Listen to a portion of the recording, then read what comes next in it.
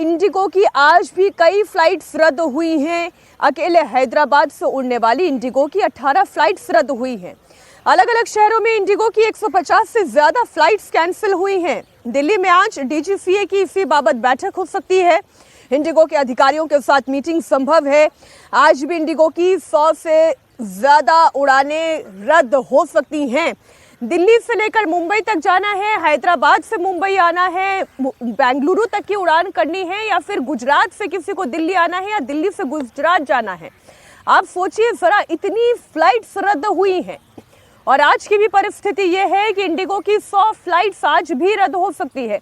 ये किस किस्म का ऑपरेशनल संकट आया है, इसके पीछे की वजह क्या है, फ्लाइट्स का ये ड्रामा हो क्यों रहा है?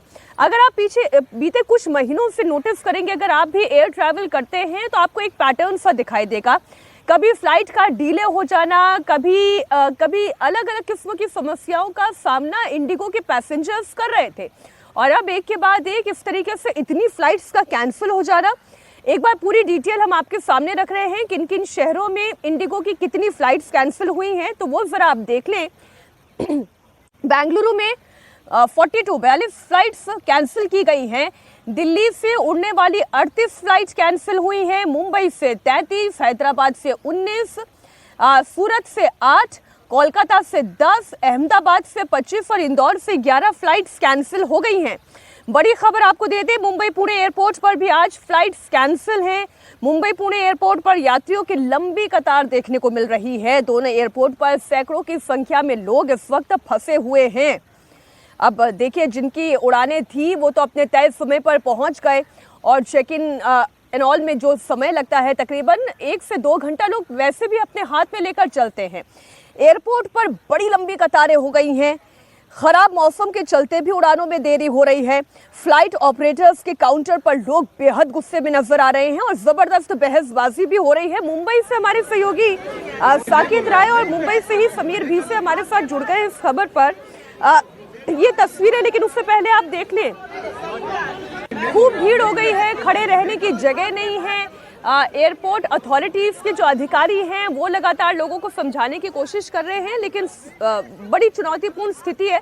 पहले आप ये बताएं समीर कि वहां पर क्या स्थिति है, लोग क्या कह रहे हैं, क्यों ये ऑपरेशनल संकट खड़ा हुआ है, इस पे इंडिगो एयरलाइंस का स्टाफ क्या कह रहा है?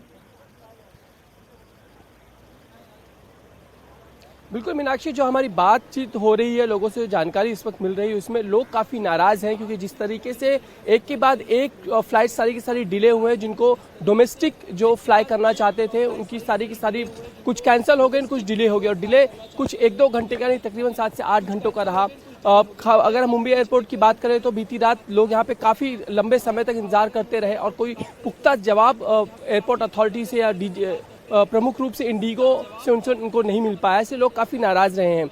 अभी अगर हम बात करें मौजूदा स्थिति में, कुछ इंडिगो की फ़्लाइट्स जो है उन्होंने उड़ान भरना शुरू किया, और अगर हम बात कर लें पुणे की तो डिले थी, लेकिन अभी वो उड़ान भर रही है। लेकिन बेंगलुरु के लिए जाने वाली जो फ़्लाइट थी वो कैंसिल हो चुकी है। ये स्थिति फ़िलहाल इंडिगो की बनी हुई है, और तकरीबन अगर महाराष्ट्र में बात करें तो 33 से ज़्यादा फ़्लाइट्स जो है कैंसिल हो चुकी हैं इंडिगो की। और इसकी जो प्रमुख रीज़न जो है, कारण शुरुआत में जो बताया गया यात्री को कि ख़राब मौसम है और ठंड की वजह से उड़ानें देरी से चल रही हैं। लेकिन साथ ही अगर हम देखें तो जिस तरह की जानकारी मिल रही है कि इतना क्या मौसम खराब हो गया है, ये तो समझने की आवश्यकता है। दिल्ली में हम लोग भी इस वक्त मौजूद है, तेज धूप निकली हुई है, उसके बावजूद 33 फ्लाइट केवल दिल्ली की हैं जो रद्द कर दी गई हैं।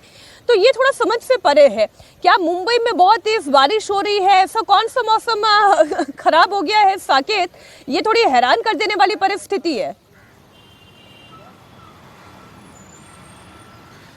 देखिए मीनाक्षी, जब हमने एविएशन डिपार्टमेंट के लोगों से बात की, इंडिगो के लोगों से बात की, तो ये पूरा जो नोटिफिकेशन आया है, और ख़ासतौर पर अगर आप नोटिस करें तो इस बार अलग अलग एयरलाइंस पर ये इफेक्ट नहीं पड़ा है। ज़्यादातर जो इफेक्ट्स पड़े हैं ये इंडिगो एयरलाइन की स्पेसिफिक फ़्लाइट्स पर ही ये ज़्यादा असर देखने को मिल रहा है। तो इसके पीछे के मल्टीपल रीजन्स हैं जो हमारे दर्शकों को समझना बेहद ज़रूरी है, जिसमें सबसे बड़ा रीज़न जो इंडिगो एयरलाइंस की तरफ से बताया गया है वो है FDTL, यानी कि जो रेगुलेटरी बॉडी है DGCA, उसकी तरफ से एक रेगुलेशन निकाला गया था बीते महीने, और उन्होंने बताया था कि FDTL के तहत आपको एक रेस्ट करने के लिए जितने भी फ्लाइट्स होते जो पायलट्स होते हैं, आपके क्रू मेंबर्स होते हैं, उनको एक समय सीमा निर्धारित की गई होती है कि इस हफ्ते में आपको लगभग 48 घंटे तक उन्हें आराम देना होगा और उनकी ये समय सीमा एक्सटेंड नहीं होनी चाहिए, उनका फटीक टाइम जो है वो ख़राब नहीं होना चाहिए। तो ऐसे में ये रोस्टर जो तैयार किया जाता है वो इंडिगो की तरफ से तैयार किया जाता है। जब हमने कई ऑपरेशंस से जुड़े हुए लोगों से बात की तो उनका कहना है कि जिस तरीके से रोस्टर मैनेजमेंट इंडिगो की तरफ से किया जाता है वो बेहद